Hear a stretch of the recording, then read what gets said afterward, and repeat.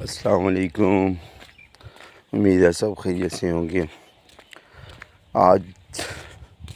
22 تاریخ ہے، 22 اکتوبر، اور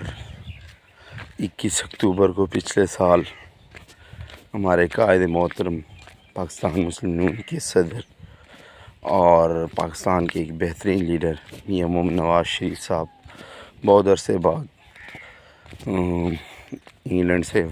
واپس آئے تھے اور ایک پرتپاک استقبال ہوا تھا۔ تو اس استقبال کے وقت میاں نواز شریف صاحب جب تقریر کے لیے آئے تو قدرتی طور پر ایک کبوتر آیا اور کبوتر اڑا دیا۔ تو بہت سے مخالفین نے کہا کہ یہ کبوتر اڑانے آئے تھے، لیکن 2 دن پہلے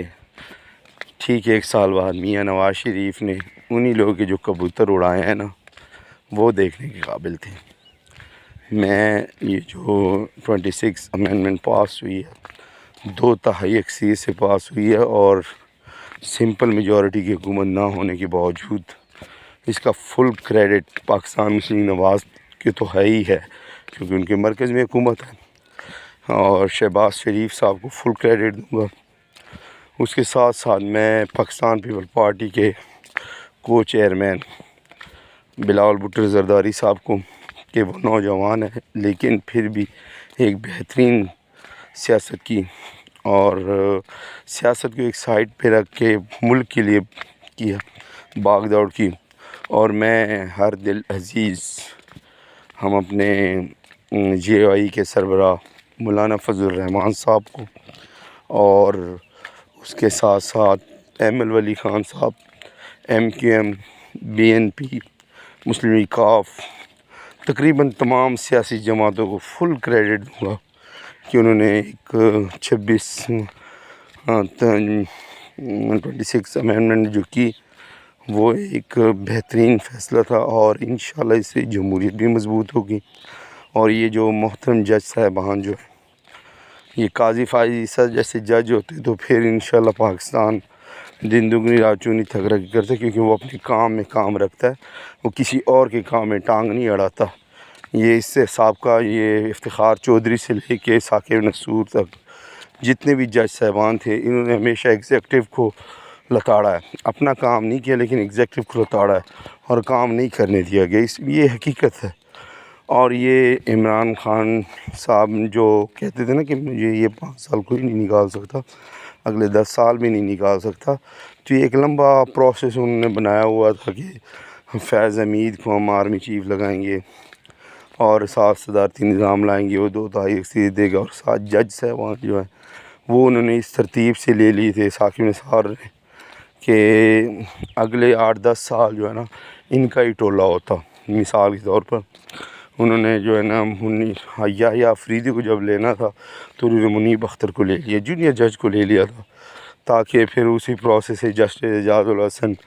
وہ میں اسے نمک حرام ہی کہوں گا، اعجاز الحسن ہو گیا، اور وہ ٹرکا والی سرکار، یہ جج نہیں ہوتے، یہ نصور ہوتے ہیں کہ وہ پیسے لے کے فیصلہ کرتے ہیں۔ میں کہتا ہوں کہ منصور علی شاہ صاحب کے بارے میں ایسا کچھ نہیں کہتا، لیکن یہ جو پچھلے 2 جج تھے تو پیسے لیتے تھے، لیکن یہ جو 26 امینڈمنٹ ہوئی ہے، اب یہ 3 موسٹ سینئر جج ہوں گے، ان میں سے کوئی بھی آ سکتے ہیں، منصور علی شاہ صاحب بھی آ سکتے ہیں، منیب بھی آ سکتے ہیں، اور وہ یحییٰ افریدی صاحب بھی آ سکتے ہیں۔ لیکن میں کہتا ہوں کہ اس کا جو جیسے آرمی میں ہے، ٹاپ کے 3-4 جنرل آتے ہیں اور ان میں سے ایک سلیکٹ کیا جاتا ہے۔ میں ایک بات سب سے جو میری سمجھ میں ہے، میں نے یہ نوٹ کیا کہ آرمی چیف الحمدللہ سب وفادار ہوتے ہیں، لیکن 3-4 جو ٹاپ کے رینک آتے ہیں، تو جب تک سلیکٹ نہیں ہوتا تب تک کسی کا بھی پتہ نہیں ہوتا کہ کون ہوگا جنرل، اگلا آرمی چیف کون ہوگا، یا جوائنٹ آف چیف اور آرمی اسٹاف، یہ کیا نام ہے، یہ جو سب چیف کا سربراہ ہوتا ہے وہ کون ہوگا۔ اس کا فائدہ یہ ہوتا ہے کہ وہ جس طرح ہوتا ہے نا کہ پتہ چلے کہ یہ فلانا بندہ ہے، تو اس کا وہ کہنا کہ 29 روزے کو جو ہے نا جب عید بنتی ہے نا تو اس کا مزہ آتا ہے۔ اسی طرح آرمی چیف جو بنتا ہے، کوئی پتہ نہیں کون ہوگا، سلیکٹ ہونے کے بعد کہ یہ آرمی چیف بن گیا۔ اس طرح جج جو تھے نا وہ تو پہلے سے سلیکٹ ہوتے تھے، اور اس میں کمپرومائز کا بڑا خطرہ ہوتا تھا کہ کسی بھی سیاسی جماعت سے یا کسی بھی لحاظ سے جو ہے نا کمپرومائز ہو جائے وقت سے پہلے. لیکن اب یہ جو امینڈمنٹ پاس ہوئی ہے نا وہ کمپرومائز نہیں ہو سکتا. 3 نام ہے، کوئی بھی سلیکٹ ہو سکتا ہے. تو اس میں یہ جج صاحبان، وکلاء صاحبان کو بھی جو ہے نا وہ جذباتی نہیں ہونا چاہیے. ایک پارلیمان ہے وہ سب سے سپریم ہے، انہوں نے ایک فیصلہ کر دیا، 2 تہائی اکثریت سے پاس کروا کے دیا. سمپل میجورٹی کی حکومت بھی نہیں ہے لیکن پھر بھی 2 تہائی اکثریت سے پاس کروا دی. تو اس پہ جو ہے نا وہ جو امینڈمنٹ ہوا وہ تو بن گیا قانون، چاہے تم اوپر ہو نیچے ہو وہ بن گیا قانون، اسے کوئی ختم کر سکتا. لیکن اس کے خلاف باتیں کرنا کہ یہ ٹھیک نہیں ہوا، میری نظر میں یہ غلط ہوا. میں ایک بار پھر مولانا فضل الرحمان صاحب کو یہ جو سودی نظام ختم کروایا اس کا فل کریڈٹ دوں گا، اور یقین مانو دل خوش کر دیا کہ پاکستان سے سودی نظام کا خاتمہ ہوگا، کیونکہ یہ سودی نظام اعلان جنگ ہے اللہ تعالیٰ سے، اور جب اعلان جنگ ہوگا تو پھر بندہ رگڑے ہی کھائے گا. انشاءاللہ پاکستان دن دگری رات دگنی ترقی کرے گا.